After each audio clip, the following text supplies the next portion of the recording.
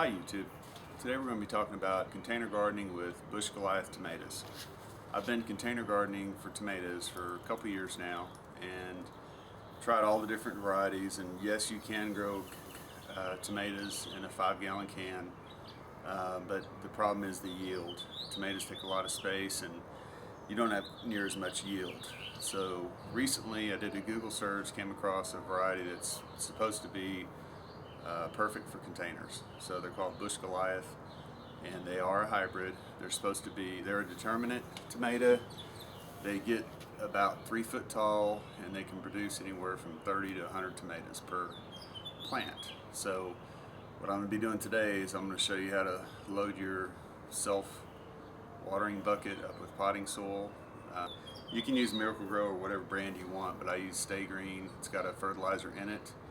And also I'm going to be taking a transplant that I made from seed. If you look at the other videos I have about starting seeds and cups and so forth, you'll see how I did it. So the plant I'm going to be using is this guy here. He's been in the cup about 6 weeks. So he's been outside for about 2 days. You're supposed to let him sit out for a couple days to a week. I leave it sit about 2 days and they're fine. I'll show you some other tomatoes I did about 10 days ago the same way. They look nice and healthy and vibrant. I'm going to pause the camera and position this.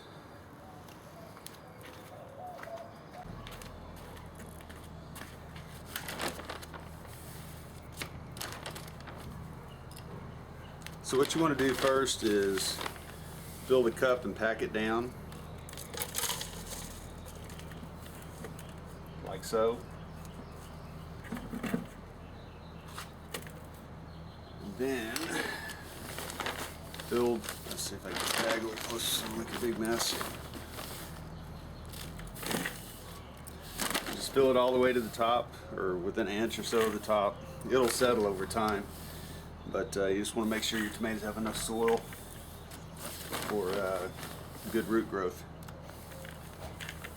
Now I'm not going to put a lid with a trash bag on top like I talked about in other videos, because this particular tomato is supposed to last for 2 or 3 months and that's it. So I'm not going to waste the time or effort creating another lid and all that kind of stuff.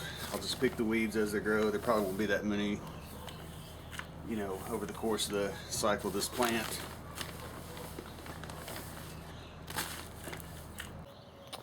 Okay, so I have saturated the soil pretty well. I know the reservoir at the bottom is not all the way filled, but I've let it sit for about 5 minutes.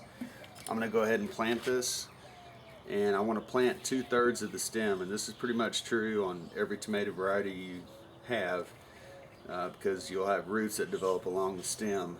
So I want to plant it deep, cover it back up, and then at the end I'll fill the rest of the reservoir up with water. I'm sure after about 10 minutes it'll drain through most of that material. So I just take this guy here, turn it upside down, give it a little squeeze. See how deep this guy goes. It's a little bit too deep for me, so I'm going to pull that guy back out.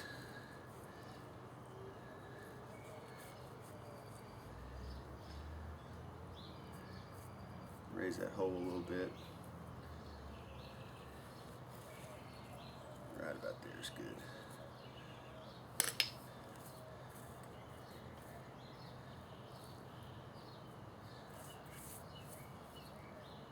So in the next couple days, after it goes through a little initial shock, it'll have some probably low stems in here. I'll clip those. You don't have any, some leaves. You don't have any leaves too close to this. It can give you funguses and things like that. So we're pretty much planted. I'm going to fill this reservoir when I cut the video off, but in a minute I'll show you one that's been planted for about 10 days. It looks a lot better.